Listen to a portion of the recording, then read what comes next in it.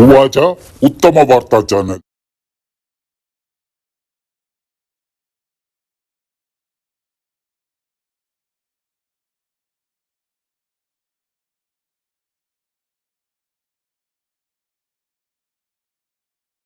വിവരദോഷി എന്ന് വിളിച്ചതിൽ എന്താണ് തെറ്റ്? കുറിപ്പൊന്ന് ചിന്തിച്ചേ.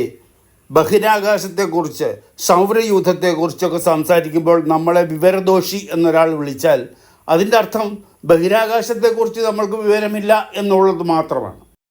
അതെ, സൂപ്പർ കമ്പ്യൂട്ടറുകളെക്കുറിച്ചോ തെർമോഡൈനാമിക്സിനെ കുറിച്ചോ ഒക്കെ സംസാരിച്ചിരിക്കുന്ന വേദിയിൽ ഒരാൾ എന്നെയോ രാമൻപിള്ളയെയോ വിവരദോഷി എന്ന് വിളിച്ചാൽ അതിൻ്റെ അർത്ഥം ആ പരാമർശിക്കുന്ന ആ വിഷയത്തിൽ ആ സമയത്ത് നമ്മൾ വിവരദോഷി എന്നേ ഉള്ളൂ. അതുകൊണ്ടാണ് തിരുമേനി വിവർത്തീകരിക്കാതിരുന്നത്. അതുപോലാണോ ഇന്ന് നവോത്ഥാന സമിതി വിട്ടിറങ്ങി രാജിവെച്ചു പോയ ഹുസൈൻ മടവൂരിൻ്റെ കാര്യം പറഞ്ഞപ്പോൾ വെള്ളാപ്പള്ളി നടേശൻ എന്താ പറഞ്ഞത്? മോങ്ങാനിരുന്ന നായുടെ തലയിൽ തേങ്ങ വീണ പോലെ ഉള്ളൂ അതെന്ന്.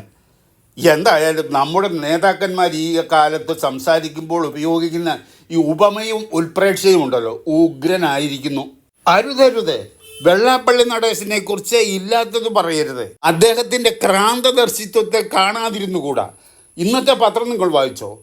അന്യഗ്രഹജീവികൾ ഭൂമിയിലെത്തി നമ്മളോടൊപ്പം നമ്മൾക്ക് തിരിച്ചറിയാൻ കഴിയാത്ത വിധത്തിൽ വേഷപ്രച്ഛന്നരായി നമ്മളെ നശിപ്പിക്കാൻ തക്കം പാർത്ത് കഴിയുന്നുണ്ടെന്ന്. എന്ത് തേങ്ങയാണ് കുറുപ്പ് നിങ്ങളീ പറയുന്നത്? വേണ്ടാധീനം പറഞ്ഞവരെ ന്യായീകരിക്കാനുള്ള ന്യായീകരണ തൊഴിലാളികളാകരുത് കുറുപ്പിനെ പോലുള്ളവർ.